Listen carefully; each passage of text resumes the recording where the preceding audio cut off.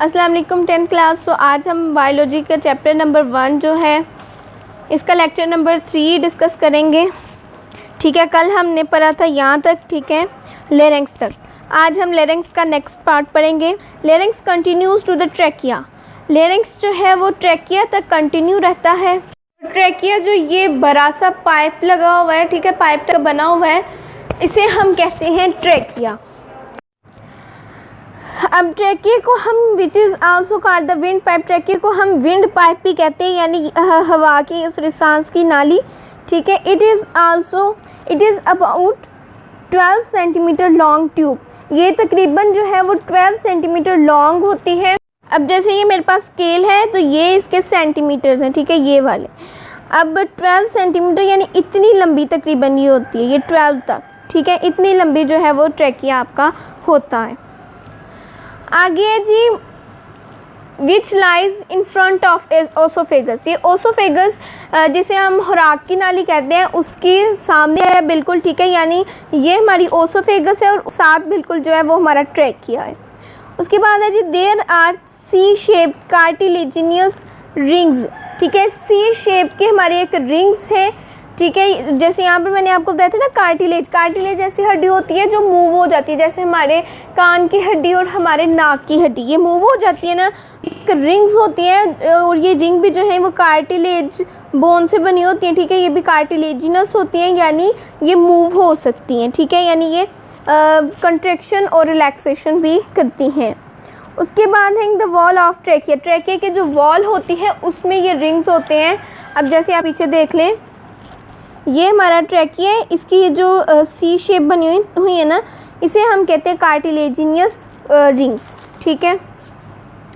उसके बाद आगे जी, the cartilage keep the trachea from collapsing even when there is no air in it. यानी ये जो कार्टिलेजिनियस रिंग्स होती हैं इनका फंक्शन क्या होता है, ये ट्रैकिया को कोलैप करने से बचाती हैं। यानी अब ट्रैकिया जो है वो उसके वॉल्स हैं वो कोलैप्स कर सकती है नहीं, यानी वो क्या उसे कहते हैं, आपस में एक से जकड़ी जा सकती हैं, तो इस सिचुएशन से बचाता है क्या, कार्टिलेजियस रिंग्स।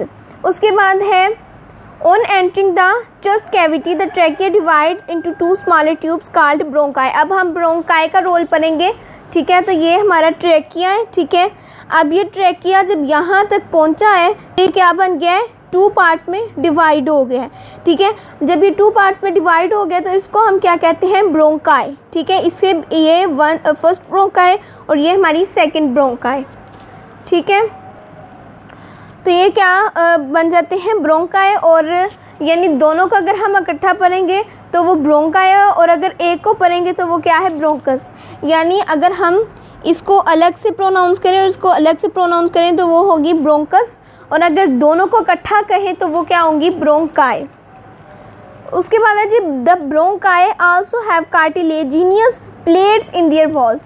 अब ये जो ब्रोंकाई इसमें भी कार्टिलेजिनियस जो है वो प्लेट्स आप कह लें वो हैं, ठीक है, ताकि इसको भी कोलैप्सिंग से बचा सकें। उसके बाद है, each bronchus enters into the lung. ठीक है, ये जो हर ब्रोंकस जो है ये लंग के अंदर जाती हैं और फिर से साइड, यानी ये अपनी साइड। अब जैसे 2 फेफड़े हैं ना, हमारे 2 लंग्स हैं, तो ये वाली जो है हमारे पास राइट वाली जो ब्रोंकाई है, ब्रोंकस है, ठीक है, ये यही राइट वाले लंग में जाएगी, और जो लेफ़्ट वाली ब्रोंकस है वो लेफ़्ट लंग में जाएगी, ठीक। आगे है जी, फिर side and then divides into smaller branches. और फिर क्या होती हैं, ये छोटी छोटी ब्रांचेस में डिवाइड हो जाती हैं, और इन ब्रांचेस को हम क्या कहते हैं, ब्रोंक्यूल्स, ठीक। The bronchi continue dividing in the lungs until they make several fine tubes called bronchioles। ठीक है, ये डिवाइड होना शुरू हो जाती हैं और तब तक डिवाइड होती रहती हैं जब तक ये छोटी छोटी शाखें ना बन जाए, और इन शाखों को हम क्या कहते हैं, bronchioles. The bronchioles progressively lose the cartilage as they become narrow। तो ये जो ब्रोंक्यूल्स होती हैं हमारी, ये इसमें कार्टिलेज नहीं होता, इसलिए ये क्या होता है कि ये नैरो होना स्टार्ट हो सकती हैं। The bronchioles and as fine tubules called the alveolar duct. अब ये जो एल्वियोल ये ब्रोंक्यूल्स हैं, ये जहाँ पर एंड होती हैं वहाँ पर एक और चीज़ है एल्वियोलर डक्ट। ठीक है। Each alveolar duct opens into a cluster of pouches called alveoli. अब ये जो है यहाँ पर अगर आप देखें तो यहाँ पर आके आपकी जो ब्रोंक्यूल है वो ख़त्म हो जाती है और ये जो है इसे हम कहते हैं एल्वियोलर डक्ट, ठीक है। एल्वियोलर डक्ट के आगे जो है वो ऐसे बलून लाइक एक स्ट्रक्चर होता है जिसे हम एल्वियोलाई कहते हैं और ये जो एल्वियोलर डक्ट होता है ये वाला, ठीक है, ये ओपन होता है किसमें, एल्वियोलाई में, ठीक है। The alveoli form the respiratory surface in human body. Alveoli वो सरफेस है जहाँ पर इंसान जो है वो रिस्पिरेटरी का यानी निज़ाम तनफ़ुस करता है, ठीक है। आगे है जी, each alveolus is a sac like structure. ये एक सैक की तरह का स्ट्रक्चर बना होता है, ये इसको हम बलून लाइक स्ट्रक्चर भी कह सकते हैं। Lined by a single layer of epithelial cells. ये जैसे आपने पढ़ा था नेज़ल कैविटी जो है उसमें क्या होते हैं, हेयर्स होते हैं छोटे छोटे, तो यहाँ पर जो है यहाँ पर क्या है, एपिथेलियल सेल्स हैं।